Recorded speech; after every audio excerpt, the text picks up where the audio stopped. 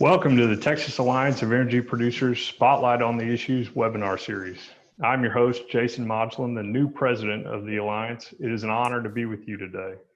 The Texas Alliance of Energy Producers represents over 2,600 individuals and member companies that are focused on advancing independent operators and the standards of the Texas oil and gas industry.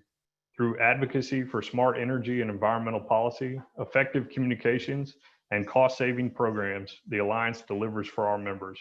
This year, the Alliance is celebrating our 90th anniversary. Founded in 1930 in Wichita Falls as the North Texas Oil and Gas Association, we merged with the West Central Texas Oil and Gas Association from Abilene in 2000 and expanded our focus statewide, adding members from across the state. While we celebrate our past, we are firmly focused on the future, delivering solutions for Texas independent operators. A special thanks to our President's Forum sponsors, Chevron, ConocoPhillips, and Marathon Petroleum for making these events possible.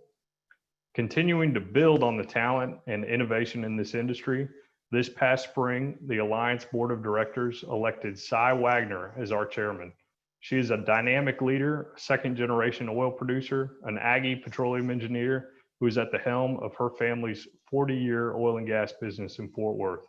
Cy, would you like to make a few remarks? Thank you, Jason.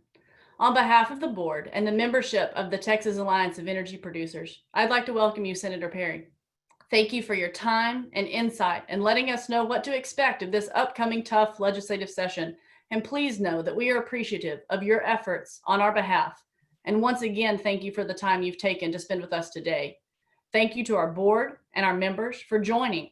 And we look forward to seeing you again soon in our next Spotlight on the Issues. Jason, let's get started. And thank you, as well as the staff, for your efforts in making this happen. Thank you, Cy, for your leadership. Our guest today is Senator Charles Perry. He's a practicing CPA from Lubbock. He was elected to the Texas Senate in 2014 after serving 2 terms in the Texas House of Representatives. A lifelong West Texan, he is a conservative fighting for lower taxes, better schools, safer communities, and individual liberties. Senator Perry currently chairs the Senate Committee on Water and Rural Affairs and is vice chair of the Health and Human Services Committee. He also sits on the Senate committees for Agriculture, Criminal Justice, Finance, and Transportation.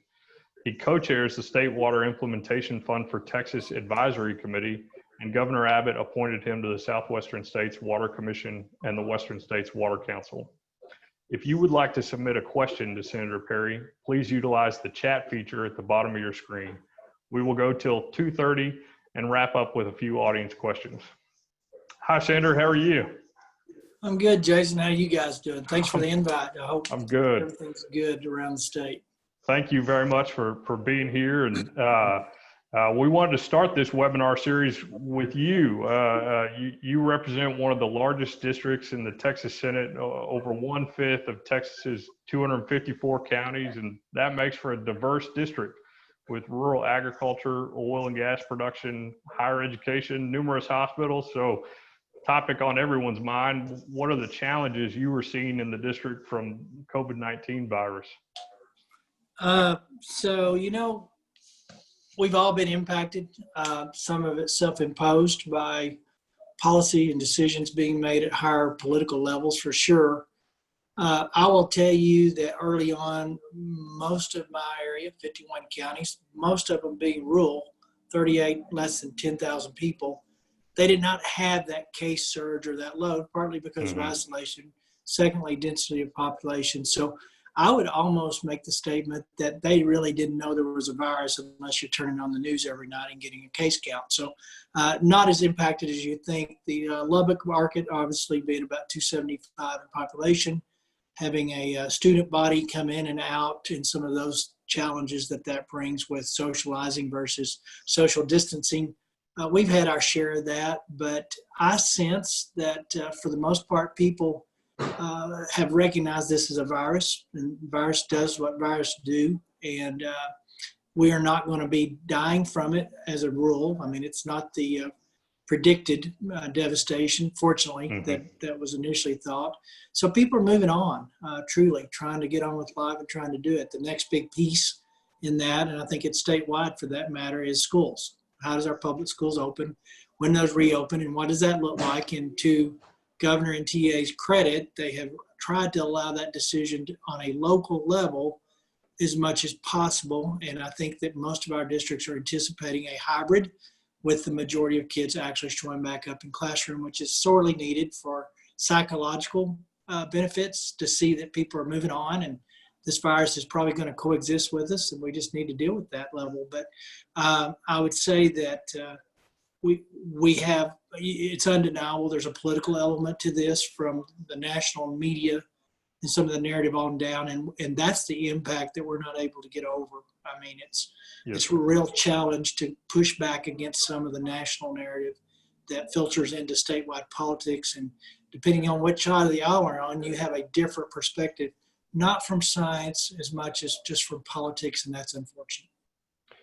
Some of those shutdowns coupled with the oil and gas impact that we've seen the last several months are going to create some budget challenges for the state. Next session, you also had the task of redrawing districts after a census. So what are the critical priorities that you see coming up in the legislative session? So, redistricting was all you heard about prior to COVID, redistricting. And so that did not change. One avenue or one thing or one dynamic of that has changed. We won't have the U.S. Census data until June, we're told. So you raised two levels of concerns or issues there. Constitutionally, there's a question as to whether or not the legislature can deal with a state redistricting plan after May 31st.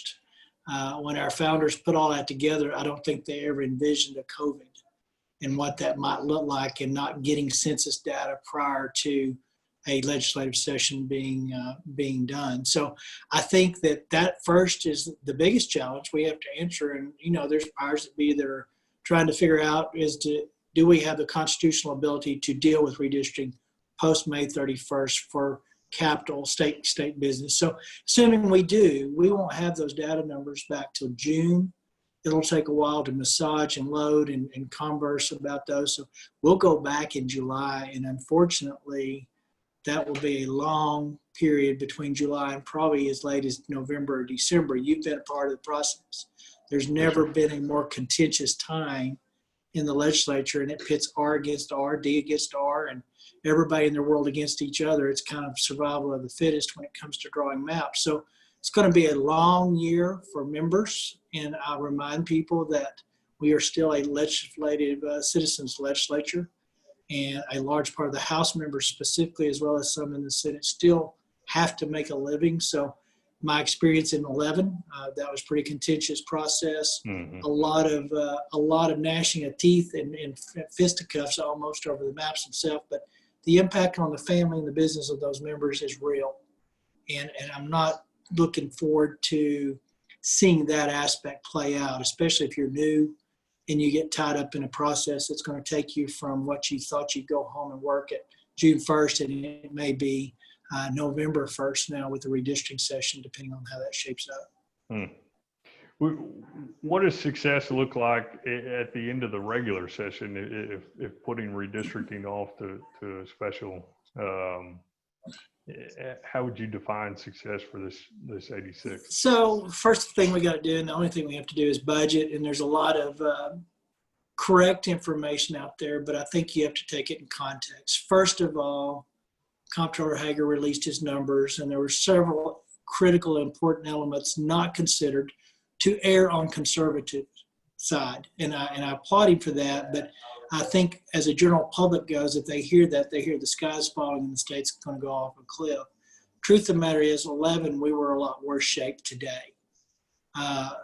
Going into this session, what was not in the comptroller's estimate was, one, about $6 billion of federal dollars that's already hit the state, with some restrictions on how to fund that. And we think those restrictions are how to use that funding.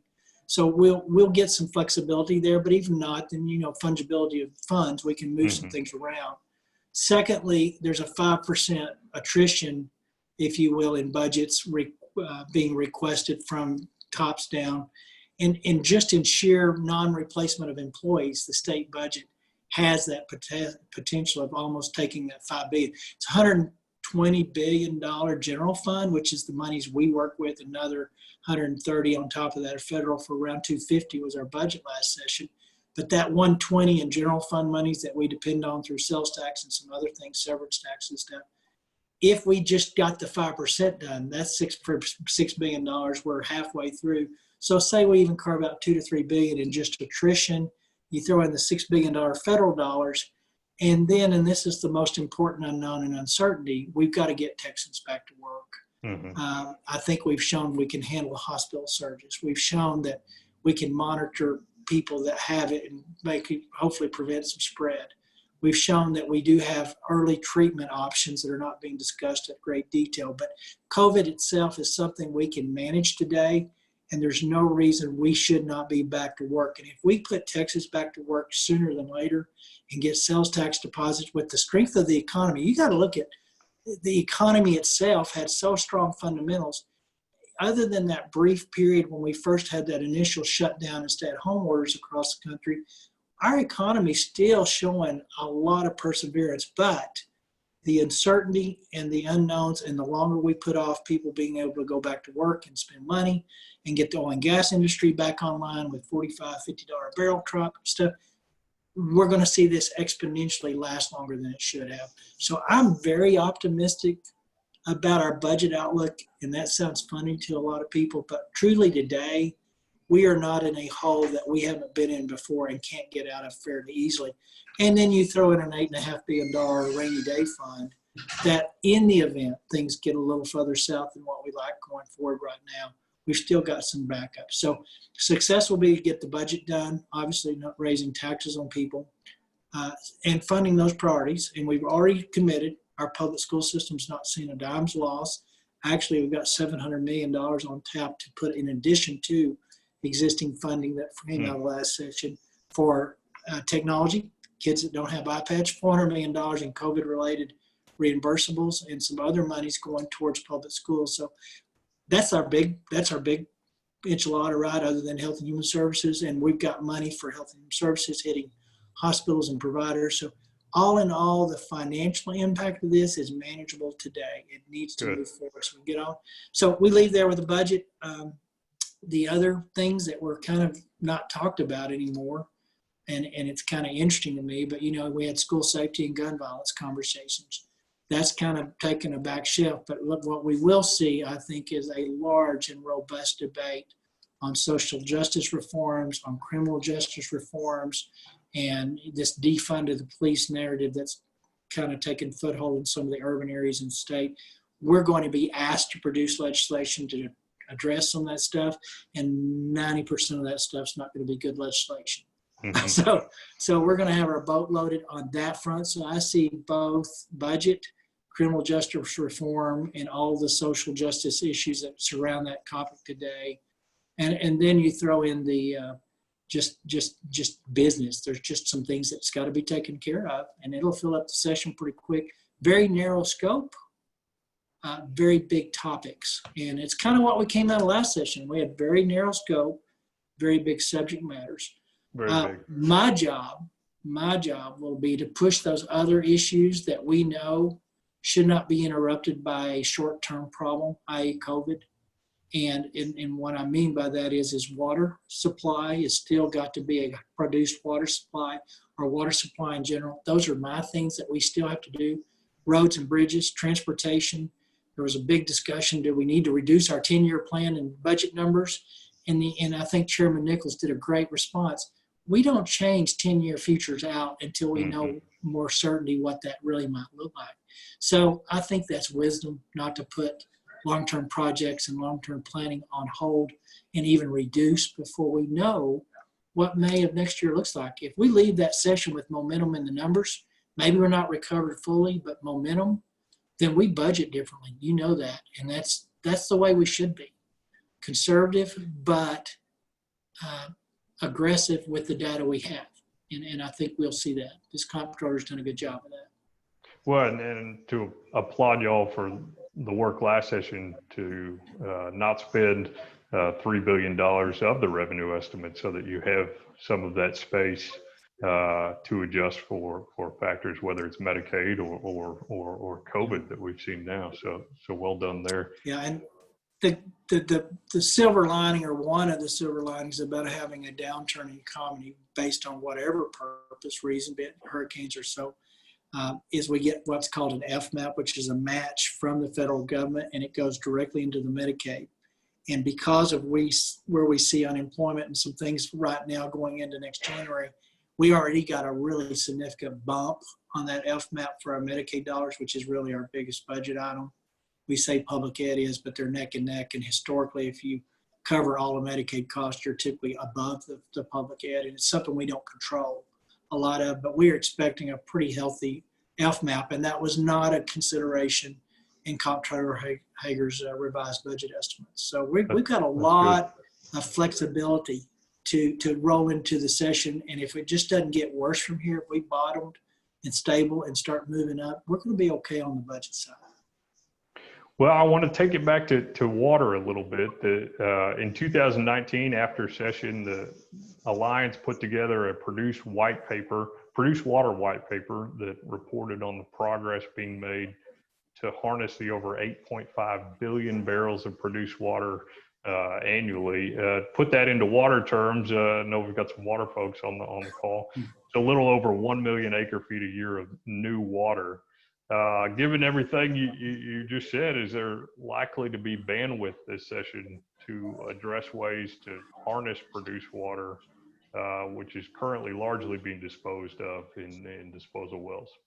Yeah, so I think it's incumbent upon me to keep that narrative alive and raise the volume, and I plan on doing that. Catherine Thigpen and I both have started that initiative when we left session, and that initiative hasn't died. Arguably, some of the players that we were looking to for information stuff, some of them are a little scarce right now. They've got bigger fish to fry for sure. They're trying to maintain payroll and survivability, but it's not something that area of the country, i.e. the Permian Basin's not used to and have seen and dealt with. This is an unfortunate one because a lot of it was outside the parameters of normal, i.e. Russia and Saudis pulling their stunt, and it just by coincidence hit the same time that COVID did. And then we start shutting down economies. So I think if we can hang on and get through it, but my job next session is to put in processes for discussion that shows, is it scalable? And what economic data or what cost would that be, or what cost recovery mechanism makes the most sense? So we're moving forward as if there's no issue or COVID issue. I don't know that my other colleagues are going to see, and that's the challenge with water. Unless you're living in West Texas or west of I-35, the water aspect is kind of moot because they think they have more, and I can tell you this, they don't have enough water to meet the growth in these urban areas. They think they do. Mm-hmm. I was told, I think McKinney has 1,000 house development now going, and that's just one of several. So where they think water is plentiful, they're going to wish that they had some supply conversations sooner than later. So my job is to continue to push the narrative, push it up to the top, and start doing some of that research data compilation to say, and what I can tell early is this only makes sense in Permian Basin. The feedstock of produced water justifies an investment to recover. Not many areas of the world had that kind of a feedstock that was currently just being disposed of. So on an environmental level, on a just sheer what's right level, we need to save our water. And at what level we can get it down to clean, to use or not use, those are some of the things that our legislation or our conversation, our discussion, or our research initiatives that we hopefully promote next session as far as scalability and connectivity to existing municipal distribution systems. You know, if you can clean it up and you're within transport to existing municipal systems, that goes to a conversation I saw part of the discussion question. Can we really hook it to a meter source? And I know out here people will pay for additional water source. Right. So those are all the economics. There's 2 or 3 components, but we're going to continue to move forward as if there was no COVID. And the good news is we'll have time to devote to it because pretty narrow scope. The bad news is not a lot of interest probably outside of the water world and the oil and gas industry and some of the agricultural groups. Well, we want to be very supportive of you and Catherine, and so thank you for starting that work. Taking it back to last session, there was a bill that came over from the House that focused on franchise and severance tax incentives for certain water desalination and purification facilities. Is that the type of framework that you'll be looking towards, or I'm going to answer that. I'm going to answer it like a politician. I don't think we know enough to know what vehicle makes the most sense economically, what is the most politically palatable. I would tell you that aspect of a franchise tax or a credit that can be marketed was not very palatable. But to the defense, I guess, of the industry groups that were bringing that in, it was late. It was a composite of a finance bill / water bill. Right. And it had mixed jurisdictions committee-wise, and it was too big of a muscle move to have a conversation the last day of a finance hearing. So we will do better coming into the session, better prepared to have the conversation.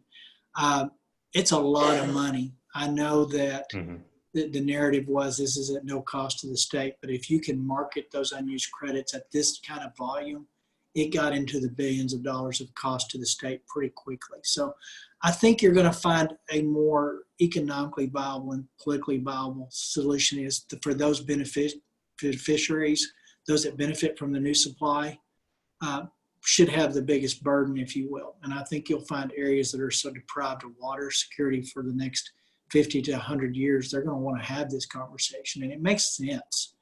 And then environmentally, the industry itself is finding that disposal wells are becoming less and less of an option. And so we kind of kill two birds with one stone, and we really, really set this region that is water deprived on a path of water security. 1 million acre feet is a lot. Yes, sir. I'm always humored by when someone that doesn't understand oil and gas production, and I ask them right off the bat, how many gallons in a barrel? And they say 55. So then I know I'm really starting from ground zero to educate them on, what that looks like. But just to show you, I went and took some trips and we met with some folks that are cleaning up what I would call the nasty of the nasty. And I won't share exactly everything and I won't tell you where they're putting it, but it is a potable standard into the river systems, meets TCEQ up and down.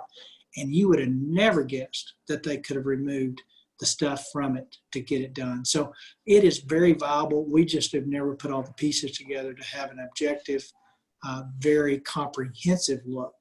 And I think that's what we're looking for. A lot of pieces, but what's the comprehensive package look like if we put it together?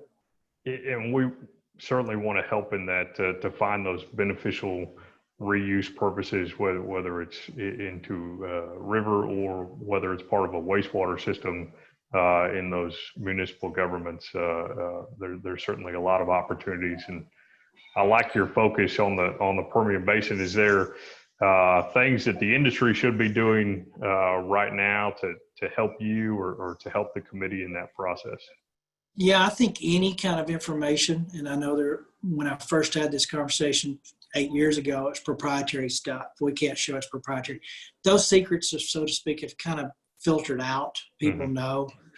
We were on a lease last fall, and I believe it's owned by a foundation, like 4 million acres or so, but they had 60,000 barrels of sludge in a pit that they were moving to a reuse for frack.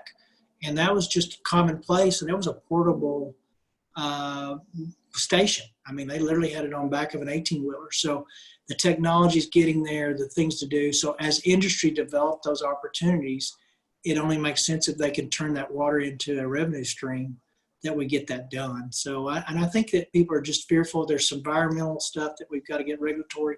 We're working with EPA, TCEQ. Commissioner Limley has done a yeoman's job of pushing some permitting that has to be done to meet that ability to possibly have the conversation about a potable or municipal use standard down the road. So those are actually running about a year ahead of schedule as far as getting them done. So we may have the permitting in place from the federal level transferred to the state to where we can have these honest, because it's kind of fruitless to go through a process of getting regulatory and legislation done if the feds are saying you can't do it on the front end. So they've been a willing partner in trying to make that transfer happen. So I'm excited about taking the feds off of the table and putting it back down here where we all can make sense and use of it. So we've worked all the angles that we believe that needed to be worked coming into next session to have a real conversation about what that regulatory environment can be if the feds are not regulating it, and where we can go from here to make it a hopefully potable standard. If not, we definitely have other uses for that water that can be used. Well, and ultimately you need a permit to either discharge or use it. And so it's great to hear that you're open to a market purchaser and not limiting it to simply agriculture or industrial use, that municipal or higher use is possible, provided the Sure. science works out. Yeah, if TCEQ says it's something I can drink, I have all the faith in the world that TCEQ does a pretty good job of that. And there is no sin in recovery of cost plus a little, right? And so I always ask people when they say it's too expensive, first of all, they don't know. That's just a carte blanche response to desal and other cleanups. It's just too expensive. Well, when you scattered that over 1 million meters in a region, is it really too expensive now to guarantee at least for another 50 years supply of potable standard water? The answer to that is we don't know. Mm-hmm. And I'm kind of at a point where I need to know or we need to quit having the conversation. So that's the objective coming out of next session. Well, in communities trucking in water or having industrial partners that have to leave because they simply don't have access to water anymore, that's far more expensive. That is a much bigger risk. Yeah, you need certainty in your water supplies, but here's the bigger picture. Last time I checked, the only thing we pretty much have to live is water. So Sure. I don't know how you put a value on not having water, and that's my job. I'm kind of that. I don't want to be perceived as a Chicken Little, but I don't think that there's a sense of urgency about water development, supply development. When we have viable options, marine desal, we have not pushed on that. We've done regulatory framework. Mm-hmm. We haven't allowed that to happen. We've got a couple of opportunities. Florida and California have a large reservoir of marine desal, and it is expensive. But you know what? You can't let that well go dry because it's 20 years out to get it filled.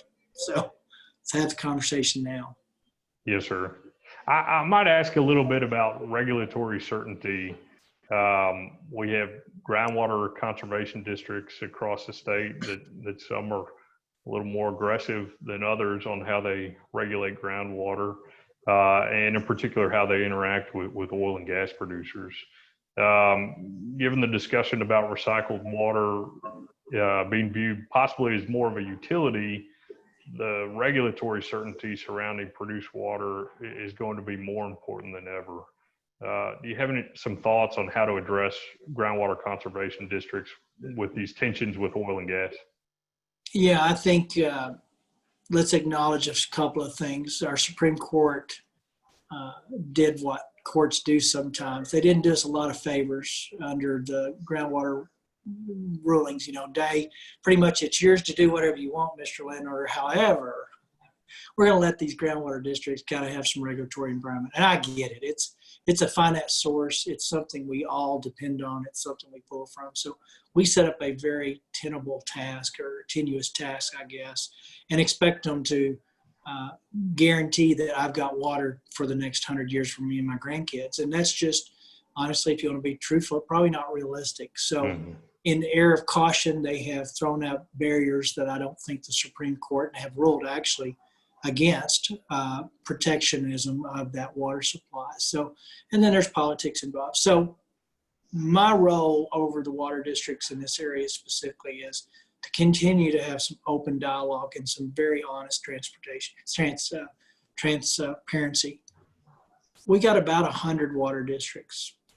And when you really scale it down, there's probably about 10 that have probably gotten extremely aggressive, and some rightfully so maybe because of export of water out from one under community to a different because of cone of depression discussions and inconsistencies in a particular area for DFC calculations. Conversation will continue to be science-driven. It's unfortunate COVID hit. In my tenure, beginning last fall, we were beginning to have some earnest discussion about, we really don't know why we have a different DFC over this area when I'm next to my partner over here. We don't know why that landowner is over the same depression of water and they have different rules. So we were beginning to break down some of those barriers, and nobody likes change, and if someone thinks they let the well run dry on their watch, then they're a little more hesitant to just jump head feet. So we're going to continue to have those. The groundwater world relating to producer, when you pull it up, it changes. I don't think it's going to have a huge impact on what we're trying to do with produced water.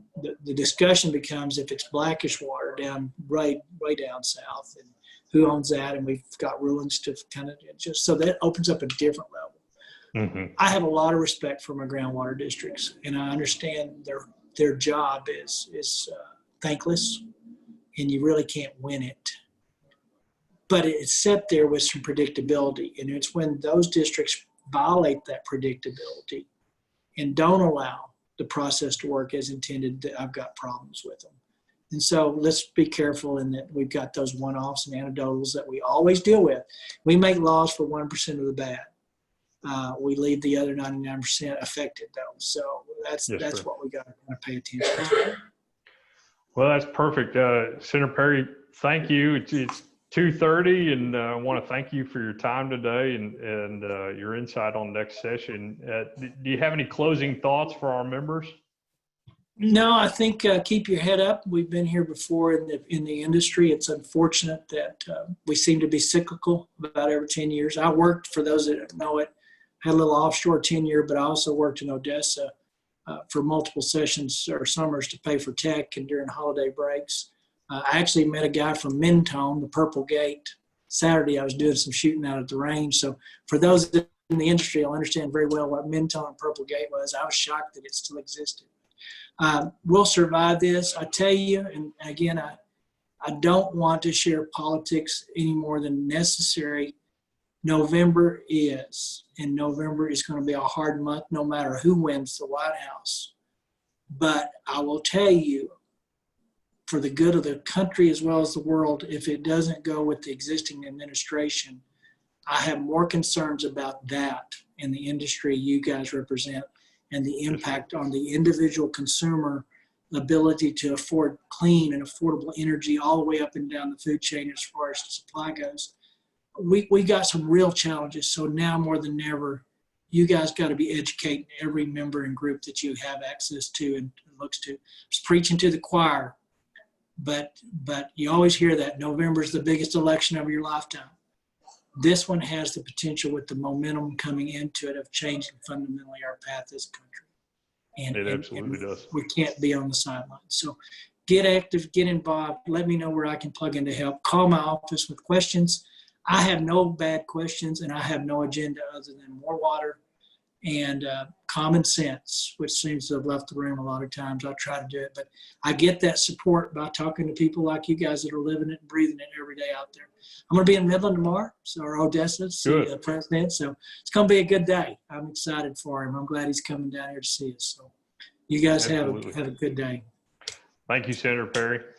And no problem. Is there any questions out there in the chat? No, this looks great. So thank you. You're able to sign off now, and good to see you. All right, guys. Y'all have a good one. Thank you. And to let everyone know, Senator Perry can be found on the web at electcharlesperry.com or on any social media platforms. And a special thanks again to our President's Forum sponsors, Chevron, ConocoPhillips, and Marathon Petroleum. If you are interested in sponsoring future events, we want to hear from you. We will be back August 11th with our virtual summer conference, and we have some confirmed speakers: Representative Chris Patty, Chairman of the House Energy Resources Committee, Sean Strawbridge, CEO of the Port of Corpus Christi, and Bob Fricklin with IHS Markit. Thank you for joining us.